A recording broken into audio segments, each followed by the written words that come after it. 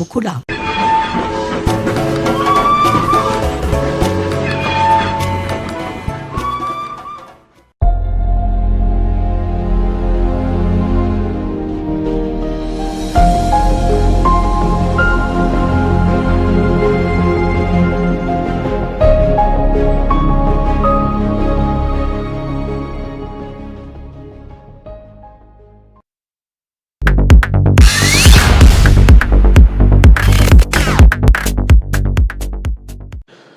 Joliba Jabarani filɛbaaw an ka foli ani tanuni an b'o ta ka di aw bɛɛ lajɛlen ma bi ntɛnɛn min ye novembre kalo ye ale ye tile 18 sɔrɔ san 2024 an balima minnu bɛ k'an filɛ nin waati in na ka yira k'a fɔ anw famana ɲɔgɔn ma kosɛbɛ awa min ye baaraw ye olu daminɛna ko kura ye an b'aw bɛɛ lajɛlen fo dantɛ foli min na aw minnu b'a sigi ka jɛmukan in kɔnɔ n'o ye kunnafoni sɛbɛn ninnu kɔnɔkuma ye k'o lakali aw ye bamanankan na laadala jɛmukan de don a bɛ sigi don o don Joliba Jabarani sanfɛ ani arajo Joliba sanfɛ i mana kɛ yɔrɔ yɔrɔ walasa kunnafoni sɛbɛnw kɔnɔkuma i ka se ka o sɔrɔ a bɛ lakali bamanankan na kun de ye jamanaden bɛɛ lajɛlen bɛ se ka bɔ kunnafoni ninnu ma cogo min na nin y'an sigilen o de kɛnɛ kan jamanaw an b'i bɛɛ fo ka bɛɛ waleɲuman dɔn dɔgɔkun hɛrɛ an'a karama ala k'o di an bɛɛ lajɛlen ma kumana an b'a fɔ na aw bisimila kunnafoni gafew olu lakali kɛnɛ kan gafew b'an bolo kɔrɔ yan awa an garijɛgɛ donna gafe minnu na u bɛ tali kɛ l'indicateur du renouveau ale bɛ yan min ye nouvelle horizon ye ale bɛ yan nɔ ayiwa l'indépendant b'an bolo kɔrɔ yan min ye le soir de Bamako ale bɛ yan les échos welewele ale bɛ yan fo ka taa se républicain ma ni fasilidi sɛbɛn ninnu an bɛna ninnu de lakale sisan aw bɛ se ka faamuya sɔrɔ cogo min na an b'a daminɛ teliya la ni fasilidi sɛbɛn min an k'a ma ko l'indicateur fasilidi sɛbɛnw caman kumanen bɛ ni kibaruya in kan bi n'o ye Mali premier ministre Choguel Kokala Maïga awa fasilidi sɛbɛn fila kɔni bɛ yen olu bɛ ka ɲɔgɔn dafa kuma in na fɔlɔ indicateur ale y'a jira k'a fɔ ko awa min ye Choguel Kokala Maïga ye awa ko bɔra ka gɛrɛ kɛ awa sibiri tɛmɛnen in na n'o ye awa fara ɲɔgɔn kan ye maa bɛ se k'a fɔ awa tiɲɛ fɔra kɛnɛ min kan awa min ye indicateur ye ale ko ni kunnafoni kɛnɛ min sigira CICB la awa ko a kɔfɛla don ɲininkali tomi de bɛ yen mun de bɛ na kɛ nin kɔfɛ o ye indicateur ka ɲininkali ye yɔrɔ ni kuma kun fɔra k'a fɔ awa jɛrɛjɛkulu min bɛ yen n'o ye M5 RFP ye minnu bɛ awa Choguel Kokala Maïga nɔfɛ sibiri tɛmɛnen novembre kalo tile 17 san 2024 awa min ye fara ɲɔgɔn kan belebeleba ye n'u kama ko meeting awa tɔgɔ yɛrɛ dalen bɛ ni fara ɲɔgɔn kan in na u kama ko meeting de clarification jamanaw tɛ dɔwɛrɛ ye o awa kuma minnu bɛ yen n'olu dogodogolen bɛ ni o sen tɛ ka bɔ kɛnɛ ma awa Choguel n'a nɔfɛ jamaw n'o ye M5 RFP maaw ye olu kɔni taara o kuma ninnu bɛɛ lajɛlen walaka jama ɲɛna awa CICB la o dongo n'i y'a lajɛ jamanaw ko fasiri indicateur ka kuma la awa ko kuma caman fɔra nin kɛnɛ in kan ayiwa gundo de bɔrɔtɔra a ko kɛnɛ kan awa n'i y'a lajɛ premier ministre maa min bɛ bi ni awa kɛnɛ in kan ye n'i y'a lajɛ awa sɔrɔdasiw ka fini de tun b'a la ko a ye kuma min fɔ awa gafe minnu tun b'a bolo n'o ye awa kumakan sɛbɛnw ye o fɛrɛ tɛ 25 o b'a jira k'a fɔ kuma kun ka ca kosɛbɛ sabu Choguel yɛrɛ a ye waati min kɛ kuma na a bɛ se l'heure 2 ɲɔgɔnna ma awa kuma si tɛ yen ayiwa n'i t'i miiri min na n'a da ma don o la furancɛla fanga in awa a baara taabolo kan ko n'i y'a lajɛ a ye l'heure 2 kɛ kuma la premier ministre Choguel Kokala Maïga awa gundo caman bɛ yen a y'olu bɔrɔtɔ n'i y'a lajɛ ko awa Choguel Kokala Maïga an bɛ don min na i ko bi ale ni gouvernement cɛ awa a yɛrɛ ka kuma la dɛ k'a bɛna fɔ ko Choguel kɔni kɛn b'a damana maa de ye maa min bɛ yen n'o bɛ gouvernement ɲɛmaaya la n'o ye premier ministre o bɛ premier ministeriya la nka k'a fɔ de ko jamana awa ko caman bɛ kɛ yen o tɛ sara la Choguel Kokala Maïga da donna nin kuma caman de la tiɲɛ don Choguel yɛrɛ maa don maa min bɛ yen n'a yɛrɛ ko a ka dɛmɛ bɛ sɔrɔdasiw yɔrɔ sabu a ka kuma la ko awa yɔrɔ Kidali minɛnen n'i y'a lajɛ o san kelen de ye nin ye novembre kalo tile 14 san 2023 o san kelen min n'o sera awa kɛnɛ ka ye o foli kɛra o nisɔndiya kɛra min ye Choguel Kokala Maïga ye a y'a jira k'a fɔ ko awa kabi utu kalo la san 2020 awa fo ka n'a bila bi la min ye awa gouvernement ye awa a bɛ sɔrɔdasiw bolo limanaw fo ka n'a bila bi la ale Choguel Kokala Maïga kelen a taara ka bila premier ministre fana na waati min na awa u ye M5 wulikajɔw kɛ Choguel Kokala Maïga y'a jira k'a fɔ ale bɛ premier ministre la bi nka ko gouvernement in kɔnɔna la ministre dɔw de bɛ yen minnu yɛrɛ kɔni bɛ ale senkɔrɔmacɛ la sanga ani waati bɛɛ lajɛlen limanaw a bɛ n'a fɔ da yɛrɛ donna ministre dɔ tɔgɔ la n'o ye général de corps d'armée Abdoulaye Maïga limanaw ale min an ka mara cɛmabɔli ministre ye yɔrɔ a fɔra k'a fɔ bi ni fɛn o fɛn bɛ kɛ jamanakuntigi tɔgɔ la i b'a sɔrɔ ale ministre in de bɛ kɛ yen ale de bɛ jamanakuntigi nɔ labila indicateur ka kuma la tuguni ayiwa Choguel ko kabi mars kalo tile 26 san 2024 ko min ye furanjɛla fanga ye a kun kan ka sigi a la ko nka ko ayiwa furanjɛla fanga in kalataw minnu kun kan ka tugu a la k'olu bɔra dɔgɔkɔrɔ k'a sɔrɔ nin yɛrɛ ko sigi ma kɛ a ko kan kuma ma kɛ a ko kan foyi ma sara ale yɛrɛ min ye premier ministre ye ko gouvernement yɛrɛ maa si tɛ yen min sigira ka kuma sara o la walima ka hakilila falen-falen kɛ k'a fɔ de ko furanjɛla fanga a bɛ ban mars kalo tile 26 san 2024 gouvernement maaw ministre aw ko cogo di ko nka maa si de ma ɲininka ale min ye gouvernement ɲɛmaa ale ma ɲininka ministre si dama don a la olu kɔni bɔra min kalama kunnafoni siraw de fɔ a fɔra k'a fɔ ko kalata bɔra a dɔgɔkɔrɔ ko kɔni o tɛ se ka kɛ ko ye jamanadenw ale b'u ɲininka n'a sɔrɔla o bɛ se ka faamuya wa Choguel ko k'ale Mayiga ka kumaw la tuguni limanaw indicateur y'a jira k'a fɔ ko kuma kɛnɛ in ka yen nɔ limanaw n'i y'a lajɛ min ye hali jɛrɛjɛkulu min sigira ko ka kalataw labɛn n'o ye autorité indépendante de gestion des élections dɔw k'a ma ko EJ limanaw hali EJ ko sigili la gɛlɛya min bɛ EJ ko la bi Choguel a y'i da don nin bɛɛ lajɛlen la a ko assise nationale de la refondation o de ko ka jɛrɛjɛkulu sugandi min bɛ se k'i janto kalataw labɛn bɛɛ lajɛlen la ko nka ko nin EJ sigira limanaw nka EJ sigilen bi fɛn b'a kɔnɔ ayiwa a bɛ fɔ fɛn ma ko gɛlɛya sabu ko EJ ma se ka baara foyi kɛ bi min bɛ se ka kalataw labɛn wa ko EJ yɛrɛ ko gɛlɛya min b'a kɔnɔ ka gɛlɛya ka bon kosɛbɛ n'i y'a lajɛ assise nationale de la refondation o de ye nin kuma fɔ Choguel ko n'a sɔrɔla ko assise y'o kuma fɔ a tilala k'a fɔ tuguni ko parti politique tɔnw n'o ye bɛrɛbɛrɛ tɔn minnu b'an ka jamana kɔnɔ ko ka caman bɔ olu hakɛ la ko nka ale ye min ye ko k'a daminɛ san 2024 ka na bila san 2023 in na ko dɔ de farala politique tɔn hakɛ kan ko min sera politique tɔn min yɛrɛ ni sɛbɛn dira o ma k'a bɛ se politique tɔn 100 ɲɔgɔnna ma ko nin bɛɛ lajɛlen kɛra ministre de l'administration territoriale de fɛ o min yɛrɛ bi ko bɛ ka baara gɛlɛyaw bolo kosɛbɛ ka yeta ye min ye kabi furanjɛla fanga in sigira a yɛrɛ ka jate la ko furanjɛla fanga in daminɛ faamuya tun bɛ ka kɛ diɲɛmaa yɛrɛ tun bɛ ka misali ta Mali kan ko nka ko a nana ye k'a fɔ a bɛ fɔ i ma sama ka tila k'a f'i ma ko sonsan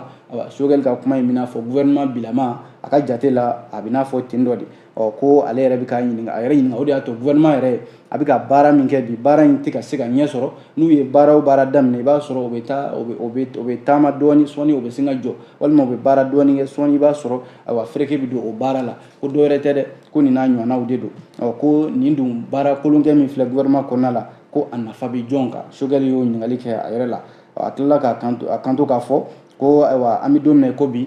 ko bɛɛ kan ka i yɛrɛ ye nin waleya ninnu sanfɛla la sabu nin tɛ se ka kɛ jamanadenw ye danaya min da nin gouvernement in kan ni furanjɛla fanga in kan ko bi o ka tila ka kɛ o gouvernement kɔnɔna la u tɛ ɲɔgɔn faamu ale min yɛrɛ ye premier ministre ye ko ale ma se ka fɛn min faamuya o de ye k'a fɔ baara caman de bɛ kɛ bi baara min tɛ sara la kunnafoni caman bɛ kɛ bi kunnafoni minnu n'ale bɛ olu mɛn bɔlɔlɔw sanfɛ walima kunnafoni sira limanaw o ye indicateur ka kuma ye nka min ye nouvelle horizon ye ale fana bɛ kuma in dafa sabu nouvelle horizon a fana kumana Choguel ka nin bɔliba in kumakan min bɔra da n'o ye discours de clarification ye limanaw ka kuma fɔ k'a jɛya nɔgɔ si kana don a la Choguel k'a bɛ n'a fɔ a kɔni ye kuma fɔ nka finitigiw n'o ye minnu bɛ fanga la k'a ka bonyaba de b'u yɔrɔ sabu a ko ale kɔni kumana nka ko a ka bonya min bɛ yen n'a b'o ta ka ɲɛsin jamanakuntigi n'a nɔfɛ jamaw ma n'o ye finitigiw ye o bonya o b'a nɔ na o tɛ bɔ a nɔ na nka fasiri n'o ye nouvelle horizon ye ko Choguel ka nin discours in k'a bɛna fɔ kuma jɛlenbaw tɛ ne ko ne ye jalaki bɛ maa kan ka tila k'a fɔ tuguni ko ayi k'i b'o dɛmɛ walima o n'a nɔfɛ jama sɔrɔsitɔw ko e b'olu dɛmɛ yɔrɔ kuma kɛra fankelenma ye maa t'a dɔn yɔrɔ min ye tiɲɛ ye walima yɔrɔ min tɛ tiɲɛ ye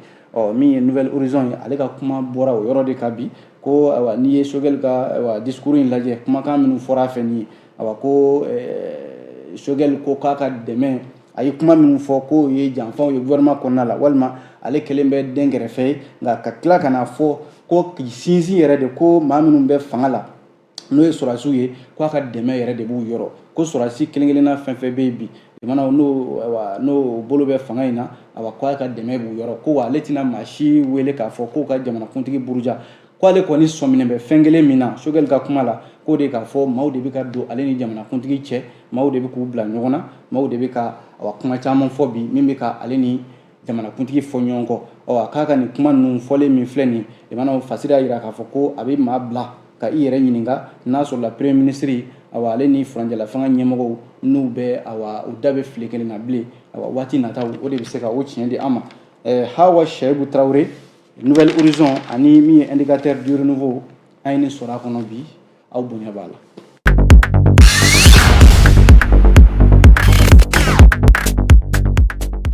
N'an bɔra yen nɔ limanaw an bɛ to Nouvelle Horizon ka kunnafoniw la ko lakanabaliya siratigɛ la min ye Yusuf Toloba ye ale ye dɔngɔnɔw ka jɛrɛjɛkulu n'o ye Dana Ambasagu ye o ɲɛmɔgɔ don ko k'ale kɔni bɛ foli di min ye furancɛla fanga ɲɛmɔgɔw ma sabu ko lakanabaliya min fanga kun bonyana kosɛbɛ Bandiagara mara la ko kabi waati damadɔ sisan finitigiw kɔni ye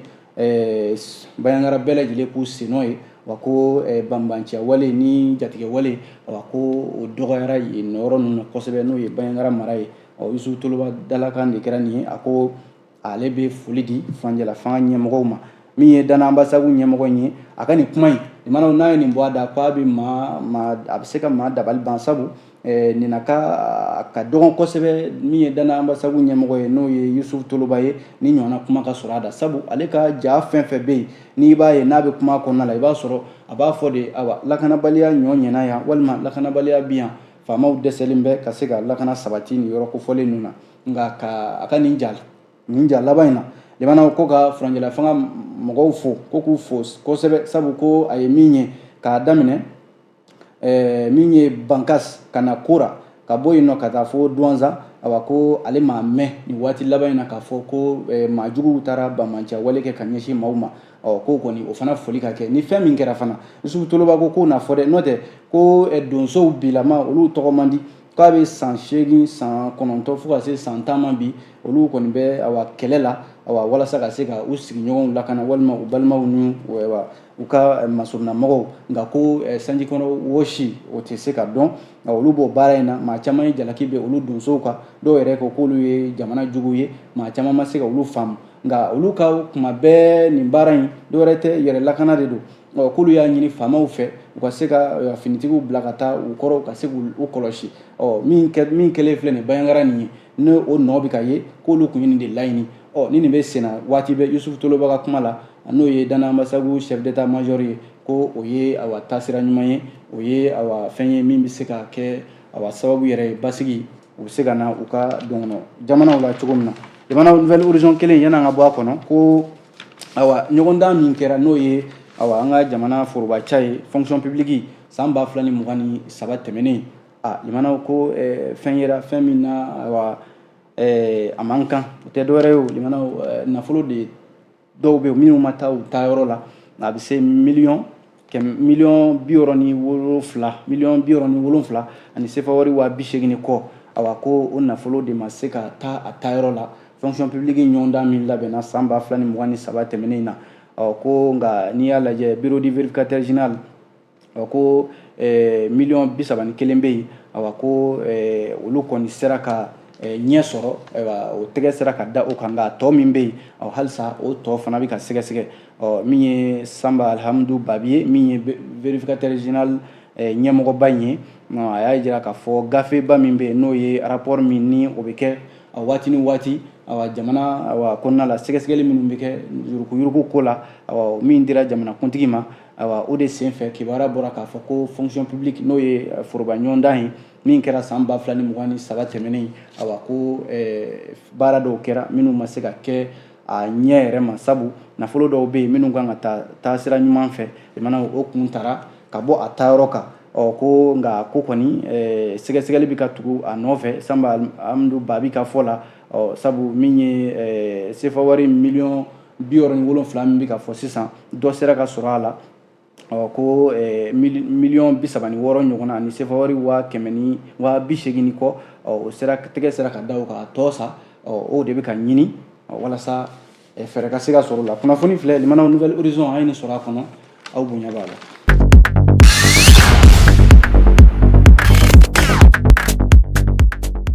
n'an bɔra yen nɔ Limanaw fasirili sɛbɛn min n'an ko a ma ko l'indicateur du renouveau ale kumana ko min bɛ maramafɛn Limanaw maramafɛn min n'o ye mugu min n'a bɛ ci n'o ye explosif ye ko de minɛna Bamako yan Falajɛkaw fɛ yen. n'i y'a lajɛ an ka doyen finitigi minnu bɛ yen n'olu sanga ni waati bɛɛ lajɛlen olu de bɛ kɔlɔsili la jamanadenw olu bɛ se ka lakana sɔrɔ sira fɛ ko Mali doyen u sera ka tɛgɛ kɛ ni maramafɛn minnu bɛ yen ni a fanga ka bon kosɛbɛ Limanaw a ka ca yɛrɛ n'o ye mugu forontaw ye o de minɛna Bamako yan nɔ Limanaw Falajɛkaw fɛ yen nɔ ko a bɔra Gana jamana de kan. n'i y'a lajɛ Bamako camancɛ yɛrɛ yɔrɔ o ye Falajɛ ye fasiri ko nin min kɛra nin ye kunnafoni minnu sɔrɔla l'indicateur ka fɔ la o ye k'a fɔ ko doyen u ye nin baara min kɛ nin ye i tɛ to ka nin mɛn ka ye nin tɛ ko ye i bɛ min mɛn ka ye kuma caman nka a dun kɛra sabu a jala k'a fɔ ko explosif n'o ye mugu foronta ye o 5000 a bɛɛ lajɛlen bɛ dilan Nigéria jamana de kan. ko réseau belebeleba de filɛ nin ye minnu ni u ka nkalon kɔni dara kɛnɛ kan nin ye ko kunnafoni minnu sɔrɔla sɛgɛsɛgɛli minnu bɛ ka boloda a jala k'a fɔ ko tɛgɛ taara kɛ Guinéen dɔ de fana na min bɛ yen ni ale de ye ko in yɛrɛ tigibatigi yɛrɛ ye ko in mugu in ninnu tun kan ka taa di ale de ma. ko doyen kelen filɛ ka nin min tiɲɛ nin ye Limanaw ko nin kun bɛ sɔn ka kɛ tiɲɛniba dɔ de labɛntɔ ye Bamako yan sabu n'i mana nin mugu fasugu ye Mali bɛ lahalaya min na bi lakanabaliya kɔnɔna la dɔwɛrɛ tɛ kojugu wɛrɛ de kun labɛntɔ don ka ɲɛsin an ka jamana ma nka Ala ni doyen sababu u sera ka tɛgɛ kɛ nin maramafɛn ninnu na min na tiɲɛni a ma se ka sira sɔrɔ. Limanaw indicateur du renouveau an ye nin sɔrɔ a kɔnɔna la aw bonya b'a la.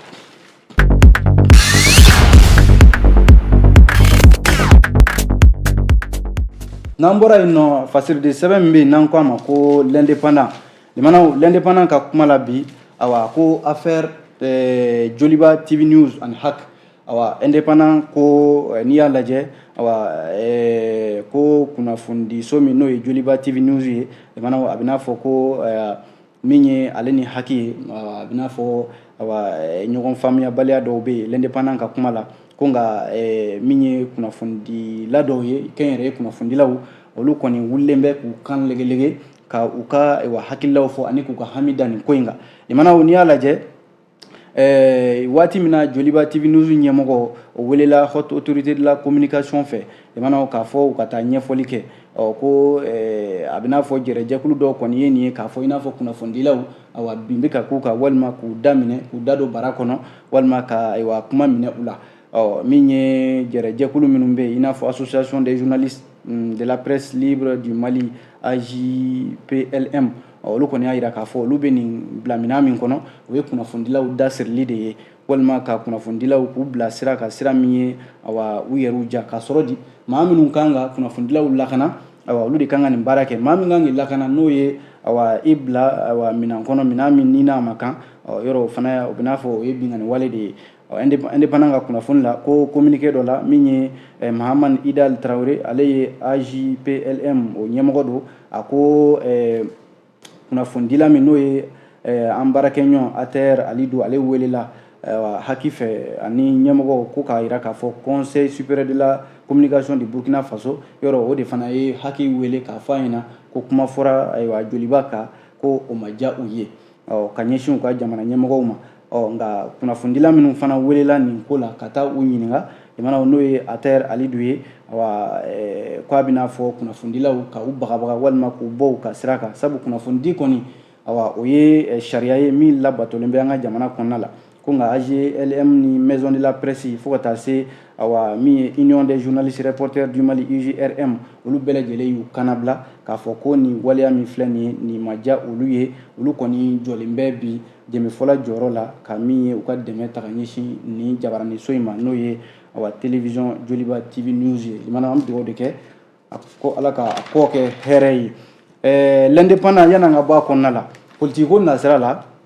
min ye M5 RFP Malikura ko ale bɛ k'i labɛn limana ka cɛbɔ kɛ yɔrɔ M5 RFP Malikura fana ale bɔra jɛrɛjɛkulu dɔ la M5 RFP awa ko maa kura sugandira ka bila ɲɛmɔgɔya la n'o ye premier ministre kɔrɔ Modibo Sidibe kalo 3 de dira ma awa a ka se ka M5 RFP Malikura ɲɛmaya minɛ awa baaraw yɛrɛ sera ka sabati n'i y'a lajɛ dɔgɔkun laban in na min ye Cheikh Umar Sisoko ale de ye jɔyɔrɔ bila k'a di premier ministre kɔrɔ fara an ka wuli ɲɛmɔgɔ n'o ye Modibo Sidibe ye maanaam Modibo Sidibe ka kuma la awa k'olu kɔni bilama u ka labɛnw bɛ sen na n'a kɛra fɛn min ye o ye labɛnw ye ka se ka u ka cɛbɔ kɛ ni jamanakuntigi kalata nana bɔ olu na cɛbɔ kɛ u b'o baaraw la baara minnu fana bɛ yen n'u bɛ ka o labɛn kɛ o ye k'a fɔ bi bi in na u ɲɛ b'a la politiki mɔgɔw olu sɛgɛnnen bɛ u ka baara la kosɛbɛ kɛrɛnkɛrɛnnen la u tɔɲa minnu bɛ yen n'o ye politiki maa 11 minnu minɛnen bɛ bi ko o ye baara gɛlɛyaw bolo kosɛbɛ ko nka o bɛ dɔ de fara u ka galabu kan M5 RFP Malikura u bɛna lajɛ ka fanga fara ɲɔgɔn kɛ sabu u ka jate la fɛn min bɛ senna bi o de ye ka malidenw fara fara olu M5 RFP maaw u tɛna don o da fɛ u bɛna baara caman de boloda walasa malidenw bɛ se ka don da kelen fɛ ka bɔ da kelen fɛ cogo min na o de y'a to k'u kun ye jɛrɛjɛkulu dɔ bila sen kan n'o ye mouvement jɛrɛjɛkulu dɔ n'o ye mouvement 31 août ye k'o bila sen kan walasa gɛlɛya minnu bɛ yen furancɛla fanga ko la fanga ka se ka segin jamanadenw ma kalata ka kɛ walasa an ka bɔ ni furancɛla fanga in ale lahalaya la ko maliden kelen bɛɛ lajɛlen ka hami y'o ye olu fana bɛna o baaraw de kɛ jamana l'indépendant an ye nin sɔrɔ a kɔnɔ bi aw bonya b'a la.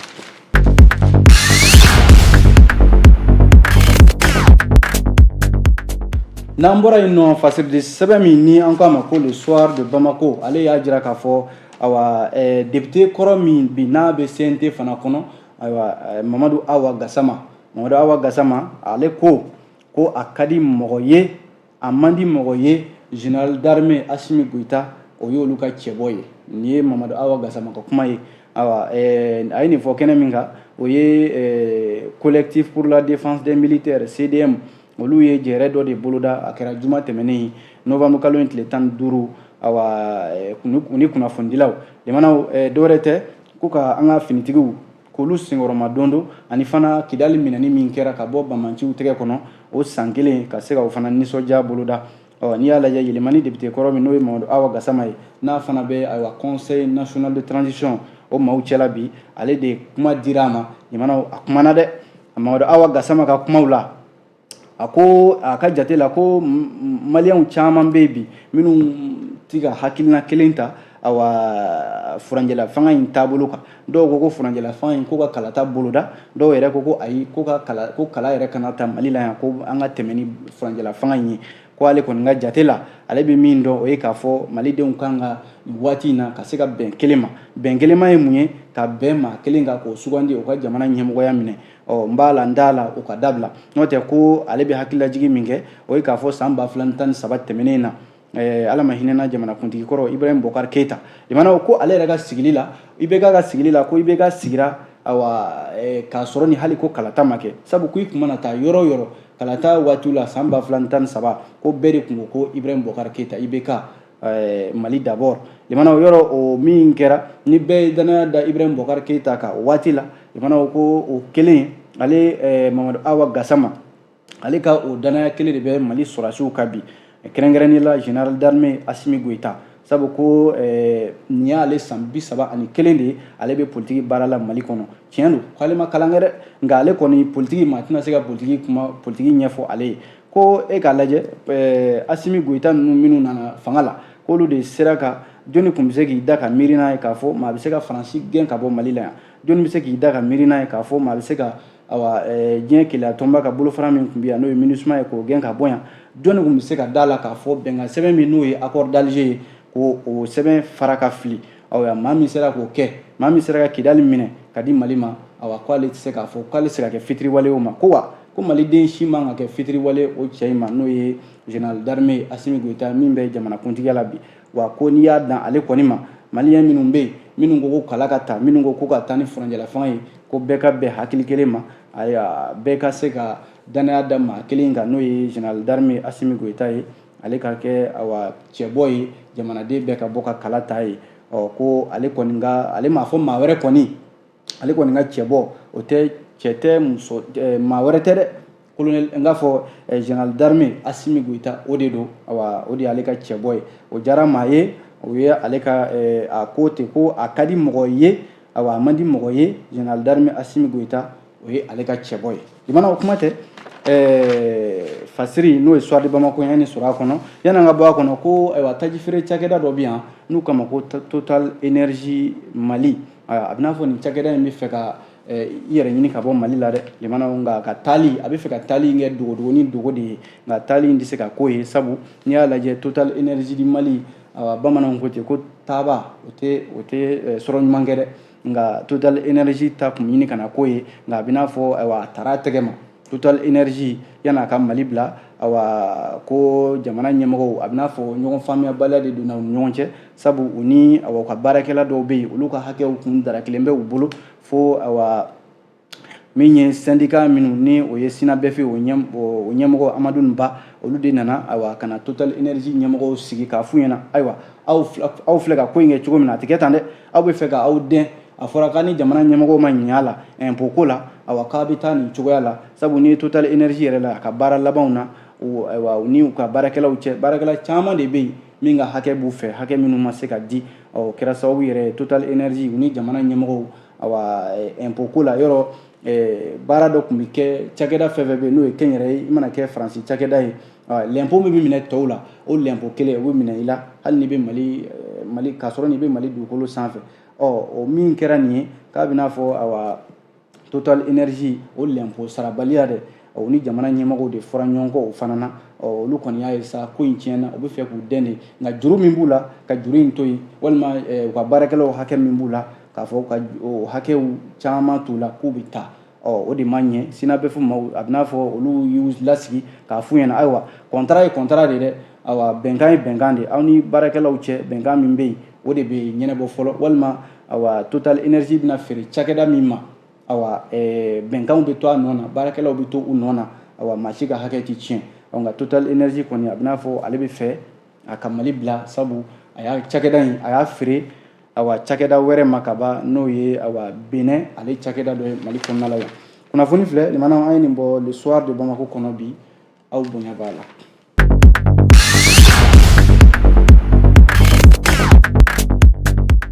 limanaw n'an bɔra yen fasirili sɛbɛn min n'an ko a ma ko les échos welewele ale kumana nin ye commissariat de police Keɲeba ale ka wulikajɔ dɔ ye u ye tɛgɛ kɛ tiɲɛnikɛla maa 2 la minnu bɛ yen ni limanaw ka daminɛ octobre kalo tile fɔlɔ la ka taa bila tile 15 la Keɲebakaw fɛ yen ninnu ka baara tun tɛ dɔwɛrɛ ka sira da maaw ɲɛ limanaw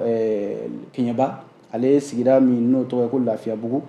ani dugu dɔ bɛ yen u k'a ma ko Kunda ni maa 2 in n'o ye maa minnu bɛ yen ni maa faalaw don u bɛ jɛrɛ jɛkulu la olu de tun ka baara bɛnnen bɛ nin ma fasiri y'a jira k'a fɔ ko kunnafoni sɔrɔla polisiw minnu fɛ ko u ye wulikajɔ min kɛ k'u taara sɔrɔ ni bingannikɛla maa 2 in sefa wari miliyɔn 10 ɲɔgɔnna o de b'u bolo o kɛlen kɔ ka tɛgɛ da u kan ani fɛn nafama caman k'a ye k'a fɔ Keɲeba mara la waati laban in na limanaw binkani wale de tun cayara kosɛbɛ o de la Keɲeba polisiw lakanabaa ninnu olu ka sɔrɔ ka wuli ka ko in ɲɛɲini k'u tɛgɛ da kan u ka taa u tɛgɛ da ni maa 2 in kan minnu bɛ yen ni olu de bɛ nin ko bɛɛ lajɛlen kun na limanaw a jarala k'a fɔ ko a bɛ se maa 12 ma minnu bɛ yen n'olu de tɔgɔ yera nin ko in na minnu bɛ yen n'u bɛ sira da maaw ɲɛ polisiw ka kunnafoni la a jarala k'a fɔ ko min ye dɔw minɛna maa 6 ɲɔgɔnna olu minɛna Amdalaye min ye dugu min ni o ni Keɲeba cɛ bɛ kilomɛtiri 100 ɲɔgɔnna bɔ ko jɛrɛjɛkulu dɔ fana bɔ taara kɛ olu ka yen nɔ maa 2 tɔ minnu bɛ yen n'olu sɔrɔla Keɲeba ani Fadugu a jarala k'a fɔ fana commissariat de police Keɲeba yɔrɔ min bɛ yen n'o ye bolibana ye ko u ye tɛgɛ kɛ maa 4 fana na o yɔrɔ kofɔlen ninnu na ninnu bɛɛ lajɛlen la limanaw maramafɛnw de sɔrɔla u bolo pistolet min n'o ye farafinta dilanli ye o 4 ɲɔgɔnna min ye maramafɛn min ye arme semi automatique o 2 yera awa ni mugu forontaw ka taa se maramafɛn caman ma ani fɛn caman minnu bɛ yen n'olu yɛrɛ man ɲi fiyewu mana ka taa se drogue ani téléphone fo ka taa se motow ma o de yera u bolo a yala k'a fɔ ko novembre kalo tile 10 san 2024 ko maa 12 siganama tɛgɛ kɛr'u la olu kɔni taara bila sariya ɲɛkɔrɔ limana